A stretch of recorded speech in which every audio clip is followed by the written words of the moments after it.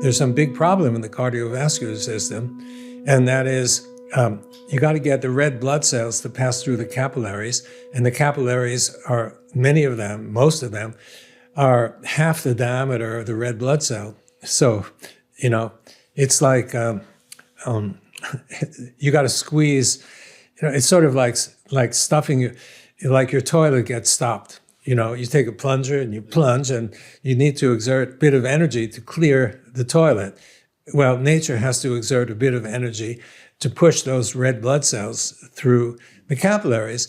And you could see them in videos. I have a video. You can see the red blood cells are squeezed this way. It takes a lot of energy.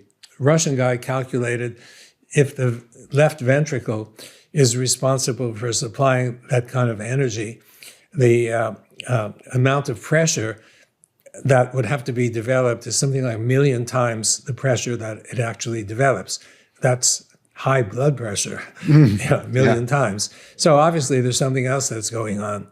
And it didn't take long for him to convince me that that was the case, although I started with my nose up in the air thinking, what's he going to tell me that's interesting? But it was very interesting. So there's got to be something else. He has a half dozen different ideas.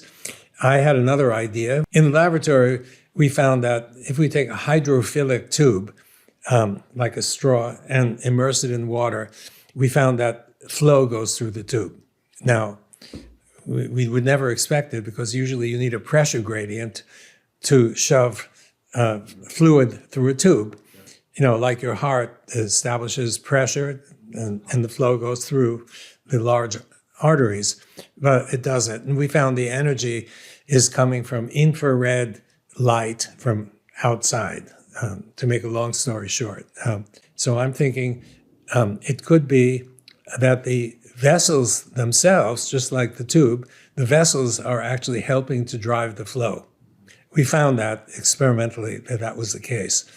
So this is one example where the energy, infrared energy from outside, which is building the easy water, is supplying and separating charge, is supplying the energy for something circulation. For circulation, yeah. And wow. It could probably the majority of the circulatory system. It could be a majority. We don't know.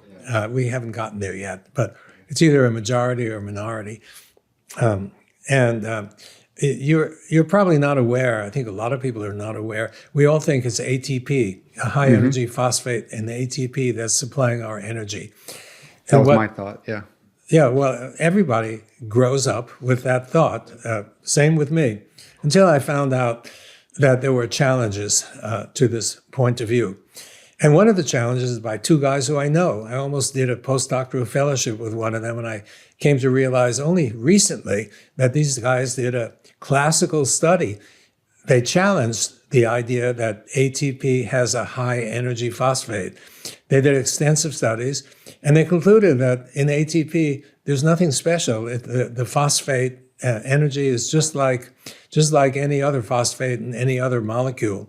So the idea that there's something special about ATP was discounted by them. And several other people after them challenged that point of view. So we got a problem here. We don't know for sure who is right. Is the original paper by Lippincott, I think he was a Nobel laureate, 1941, is he right in that ATP is supplying all of our energy for the marathon that we run?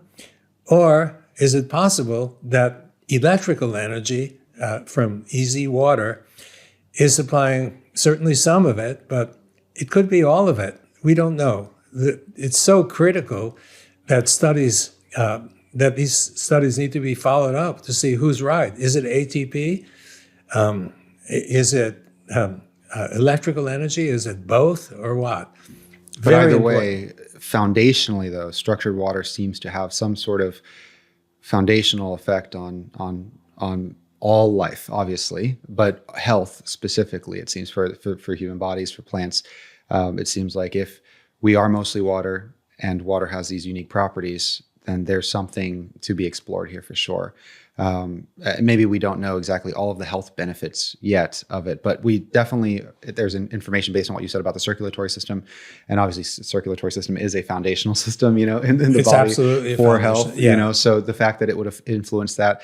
Now, you had mentioned that infrared radiation seems to be the wavelength that structures water, particularly infrared from the sun. I was curious if you could give me a little bit more information as to which wavelengths actually grow EZ. Is it only infrared? I also believe I read that you had said that ultraviolet radiation might actually be destructive to EZ water, but I'm not sure. Could you speak a little bit about that? Sure. Okay, so infrared, we found the visible wavelength extends up to 800 nanometers approximately. That's red. And beyond that is infrared. So, it's pretty much the same as visible light. It's just that we can't see it. So it's a kind of artificial distinction.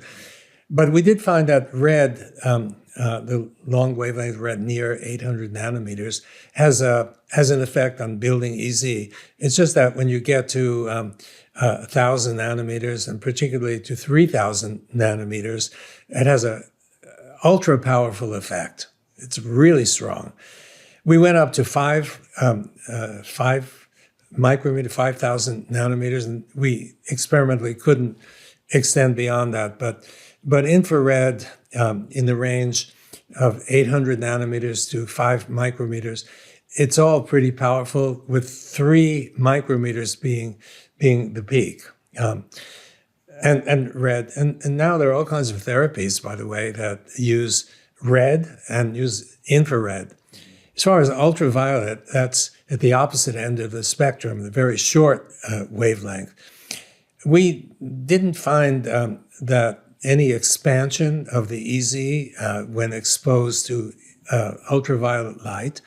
However, in recent experiments just published a year ago, we found that it actually it doesn't expand the EZ, but it builds builds negative charge in the existing EZ. Ultraviolet light does. Ultraviolet, yeah. Interesting. So yeah, it is interesting. So in fact, at least at the wavelength that we studied, it basically builds energy. So it gives us energy. If EZ water is giving us energy, it gives us more energy.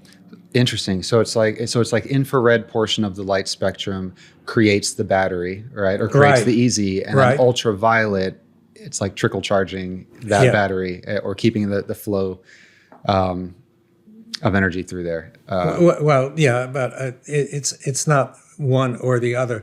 The infrared not only builds EZ, but it also builds the charge, because without the charge, you have no EZ. Okay, but they go together. Yeah, the charge can be amplified by ultraviolet. Excellent. Okay, so then you also mentioned that everything emits infrared radiation. The human body emits infrared radiation. And I remember thinking to myself, because I know there are products out there that structure water for drinking purposes and whatnot. But the first thought that came to my mind was like, why would I need to structure water outside of my body if the moment I drink it, my body is emitting infrared and the water is being put into an environment that would automatically structure water. And I was just, I don't know anything about this. And so, but my instinct was that maybe I don't need to worry about water being structured outside of my body, because I can take regular liquid water, drink it, and then my body might be turning it into structured or EZ water inside, where then it has those benefits. I'm curious if you've been presented with that question, or if you've thought about this. Yeah, I have thought about it. You look to me particularly healthy, which means your cells are filled with EZ water, I think. And indeed, if you drink it, some of the water that you drink turns into EZ water. Not all. You pee out a lot of it. Others might or might not get converted. But you want to you want to maximize any conversion. So what I think really happens is it's not that if you drink structured water, you'd think, well, I'm drinking structured water or EZ water, fourth phase water, and therefore I'm going to have a lot in my body. And I don't think that's the way it works. I think it's that you drink easy water, it's got negative charge. It's a negative charge that seeps out of the water and seeps into regions that are devoid of that negative charge. And that we found that negative charge builds easy water. So if I take this water here and I put negative charge into it, it'll turn into easy water. Yeah. So it's hard to understand the way, if you drink easy water, how the easy water migrates into your cells. But it's easier to understand how the negative charge from the easy water that you drink migrates to wherever there's not a lot of negative charge, and thereby converts the water from ordinary liquid water into easy water.